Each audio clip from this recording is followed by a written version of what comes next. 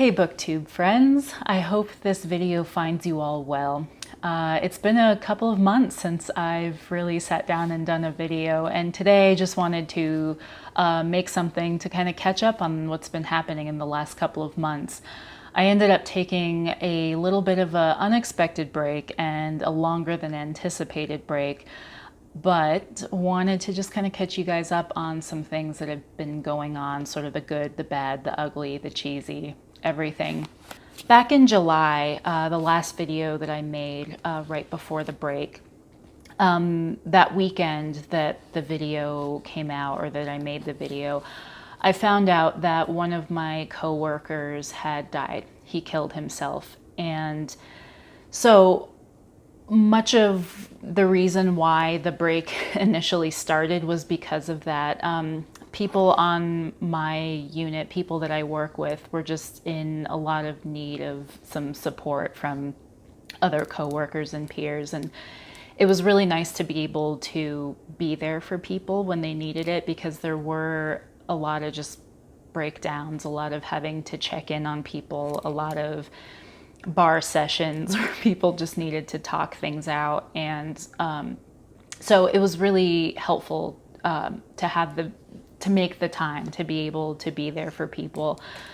I think especially because of the unit that we work in and the nature of the work that we do, where we work on a trauma unit, this was very emotionally traumatic for us to lose somebody who we worked very closely with every week, 3 days a week, and who we had next to us in these really kind of serious and stressful situations, these very tense situations.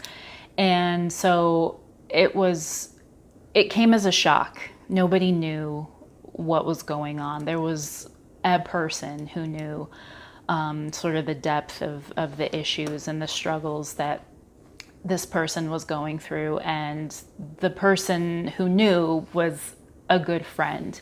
They kept it very discreet, so discreet that no one had any idea. So it came as a huge shock.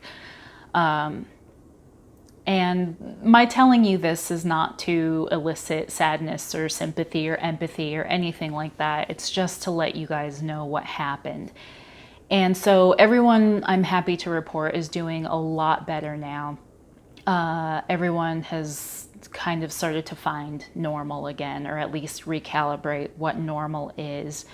And we've all been doing great. And so thank God for us, because if we had left this up to management, who did not do a very stellar job at managing this or providing emotional support when people needed it, I think we really would have been in a worse off state. So yeah, just wanted to share that with you guys as kind of the catalyst for what happened. And something that juxtaposed that very upsetting news was something quite good. So my fella and I ended up buying a house.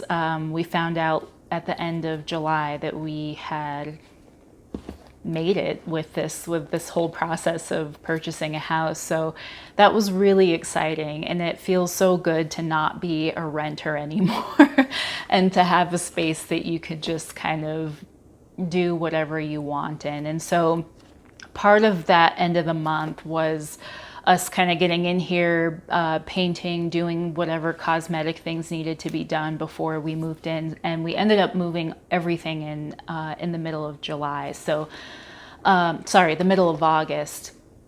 And so it's been kind of challenging because there's still some medium-sized projects that we're doing, and we're trying to work around all of our stuff. Another thing that's been a little bit of a challenge is that we didn't have all the beautiful built-in storage that we had in our last place. So nothing has a home. The closets are really small because it's an old place, which is not a big deal because it's forced us to get rid of a ton of stuff. So for me, that means a lot of just crap I've been carrying around since I moved out when I was 17. It is ridiculous, the little things that kind of follow you throughout a lifetime when you're changing houses, things that you somehow attach yourself sentimentally to, but you don't really need. And so it's been like detaching from a lot of that stuff. It's been getting rid of some books, and not things that I'm not interested in anymore, but things where I'm just kind of finding I want like a more grown-up volume of, or a better version of, things that I'm kind of willing to invest a little bit more money into buying nicer editions that I'll have for a lifetime. So there's also replications of books that my fella and I have, where we kind of overlap in taste with books, especially comic books. Oh my gosh, we have so many doubles of comic books. So we're gonna have to just kind of sit down and go through those things. But I've actually gotten rid of kind of a lot of books, but I'll kind of show you guys more of those in a book declutter video. So with the storage thing though, we have had to just kind of build things, storage and bookshelves and things for us. So we just got records off of the floor, out of crates and into a unit of their own. I've been kind of working on something for books, which I'll share with you guys when that is completed.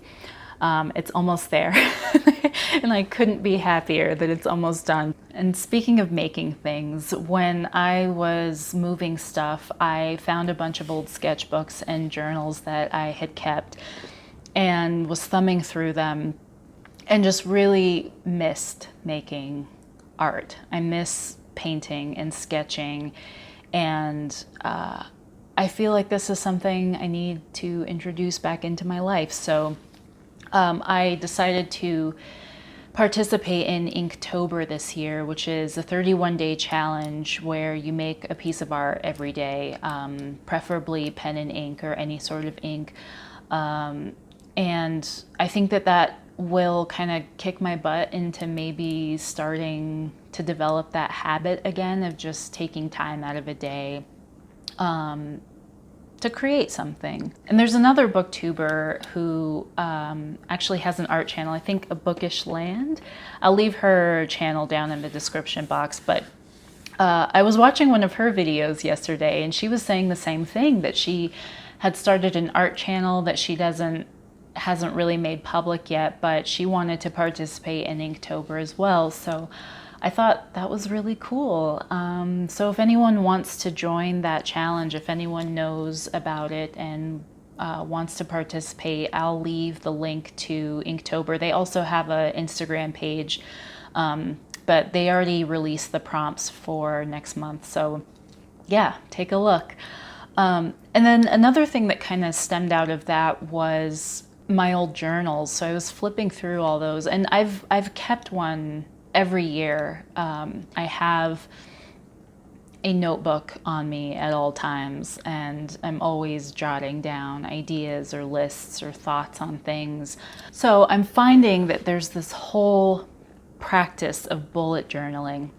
Now, I had heard the term bullet journaling before, but I was not fully aware of what this new phenomenon of bullet journaling was. And really, it's just it seems like a kind of roided up version of what people normally do in journals, but it's somehow a little bit more pared down and more prescriptive. So by that, I mean that there is this guy, Ryder Carroll, who has sort of introduced the whole format of bullet journaling. And he kind of has these very specific setups, you know, that you have this index, that you have an introduction page, that you have these habit trackers, that you have all these different pages that are designated for the journal. And that's sort of the format that people follow. And so much so that there's like an official journal I've heard of bullet journaling, which is the Loistrom 1917. And so it's like, again, just very, very prescriptive in these ways. But I do see how it's valuable. I see how the information that people put in here, that you can have it all in one place, and it helps keep you a little more on task and a little more organized. And then people have, of course, make these beautiful artful spreads and things that are just really creative. People have gotten very creative with them. And I see how they're useful to folks in the book community. I've only seen a few people make videos about bullet journals, but I see how they're helpful, especially with organizing thoughts or plans or whatever statistics people like to keep track of with their reading. So not knocking it. I definitely see the value in it, but I'm not that sort of journaler, I guess. It's so cringy to even say that I journal, but I do keep one, and I have been a little bit better this last month about being a little bit more regular with it. So, and I have started to dabble in making it a little bit more appealing aesthetically. So I don't know if that's something you guys are interested in seeing a flip through at the end of the month. I can definitely do that, or at the end of the year, maybe when it's a little bit fuller. Another thing that I came to realize on break is that I'm not carving out enough space and time to do the things that I really love doing. I think as an adult, so much of my time is being consumed by things that I don't necessarily want to be doing. Volunteering for things that I feel guilted into doing, or feel pressured to do, or with work, just these classes that I don't want to be taking. There's not really much I can do about that, but I'm finding that they do eat up a lot of time and energy, so much so that once I'm done with them, I'm not really focused on doing anything else. And also, one of my friends came into town a couple of weeks ago, and it was so good to see her, and I don't think I realized how much I missed her and how much I needed to see her. And the same thing went with my friend's wedding. It's just like, why do we not talk as much as we used to? And it's me, it's partially me, that I'm just not making the time to do things that are good for me. So while I was on break, it was really wonderful to be able to watch movies and listen to podcasts and listen to music and draw and build things and just really, and read also, even though most of my story consumption was happening through audiobooks. But I think there was just this really more relaxed pace with things, and it was really, it just felt less pressurized, I guess, than it had in the months prior. But that was really informative to me, because I think there's just so much of my attention and my time goes toward things that don't necessarily need to be there. Maybe that means not volunteering for so much stuff. Maybe that means not committing to things or overcommitting to things that I don't particularly want to be doing. Maybe that means just carving out 4 hours of my time anytime during the week to just dedicate to doing these tasks and these things that are better for me. So you'd think I'd have that figured out as an adult person in the world, but constant reassessment. So I have been reading on the break. I finished 9 books in the last couple of months. Some of them were hits, some of them were misses, but I will let you guys know about them in a next video or upcoming video. Most of the books that I was consuming during that time were audiobooks. I have definitely increased my appreciation of the audiobook format.